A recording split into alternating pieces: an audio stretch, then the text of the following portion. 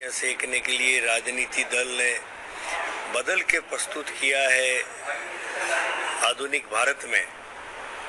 तो मैं उन महापुरुषों के इतिहास को पुनः बताने के लिए देश को कि इस इतिहास को बदल कर प्रस्तुत किया, उनका त्याग, तपस्या और बलिदान, उसके बारे में बात कही है।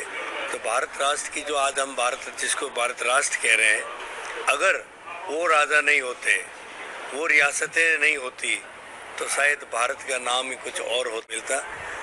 आज़ादी के वक्त जब देसी रियासतों के पास में स्वतंत्र थे निर्णय लेने के लिए कि वो समूह राष्ट्र बना सकते थे, अपने दो चार मिलके अकेले अभी अपना राष्ट्र बना सकते थे।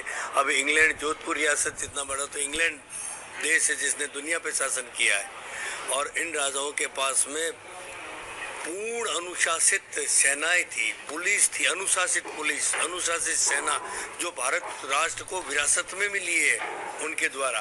तो उन्होंने ये निर्णय लिया, तय किया। जामनगर ने उस पूर्व में एक मीटिंग रखी थी देसी रियासतों की, और उसमें एक साथ निर्णय हुआ था कि हमारा हित, राष्ट्र हित में, भारत निर्माण में हमारा हित है।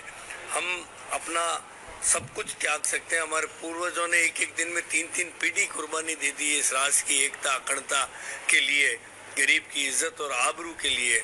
तो क्यों नहीं हम हमारा सर्वस्व इस राष्ट्र को समर्पित कर दें। और क्षत्रिय अगर राष्ट्र को समर्पित नहीं करेगा तो राष्ट्रीयता की भावना अगर क्षत्रिय में नहीं है तो फिर इस देश में हम कल्पना भी नहीं कर सकते हैं। तो इन सभी ने एक निर्णय लिया और भारत निर्माण में, भारत में विलय करने के लिए अपने हाथों से दस्तखत किए। यूएनओ की स्थापना 1945 में हो चुकी थी। इनको यूएनओ तक में मान्यता थी। अगर ये यूएनओ में भी जाते तो अलग राष्ट्र के लिए इनको मान्यता मिल सकती थी, लेकिन उन्होंने अपना सब कुछ त्याग दिया इस राष्ट्र के लिए। और वो हम इतिहास नहीं बना, हम उनको विलियन के रूप में प्रस्तुत कर रहे हैं। हम उनकी छवि को बिगाड़ कर, उनके इतिहास को बदल कर हम जनता के बीच में ये राजनीति दल अपनी रोटियां सेकने के लिए राजनीति इस तरह का जो काम कर रहे हैं, तो वो मैंने राजस्थान की विधानसभा में उनको आईना दिखाने का मैंने प्रस्ताव रखा। बात कही कि हम तो अकबर महान ही पढ़ाएंगे, हम इनका इतिहास हम नहीं पढ़ाएंगे। मैंने अभी हाल ही में यूक्रेन युद्ध के अंदर जब भारतीय वहाँ से पलायन करके भारतीय बच्चे जो गए हैं मेडिकल वाले, तो पोलैंड राष्ट्र ने अपने पलक पावड़े बिछा दिए, उनका स्वागत किया। और इसलिए नहीं किया, उनके लिए पलक पावड़े इसलिए नहीं बिछाया। मैं इसके लिए गुजरात के जामनगर के महाराजा रणजीत सिंह जी को धन्यवाद देना चाहूँगा कि उन्होंने उस दुख की घड़ी में पोलैंड वासियों के लिए अपना खजाना खोल दिया था, और कोई भी राष्ट्र उनके जहाज को रोकने की, उस अश्वमेघ यज्ञ के घोड़े को रोकने की हिम्मत नहीं की। ईरान, इराक पे भी वो जहाज गया था, लेकिन मना कर दिया सब ने कि हमारी हिम्मत नहीं है कि हम लोहा ले सके विश्व युद्ध में।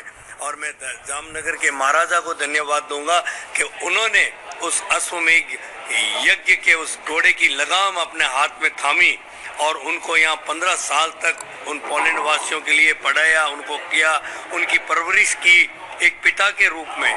और आज पोलैंड के अंदर जो उन्होंने पलक पावड़े भारतीयों के लिए बिछाए थे, तो उसके पीछे कारण हमारे महाराजा थे जामनगर के। आज पार्लियामेंट के अंदर पोलैंड की विश्व में कहीं ऐसा आप उदाहरण नहीं मिलेगा। पोलैंड की पार्लियामेंट के अंदर मैं कहना चाहूँगा कि आज भी शपथ ग्रहण समारोह जो होता है वो महाराजा दिग्विजय सिंह जी, रणजीत सिंह जी के नाम से होता है। और ये बात मैंने राजस्थान की विधानसभा में कही है। हिंदुस्तान के इतिहास में पहले किसी ने इसके बारे में जिक्र नहीं किया, मैं दावे के साथ कह सकता हूँ। एक जोधावर साहब, आप अक्सर अपने भाषणों में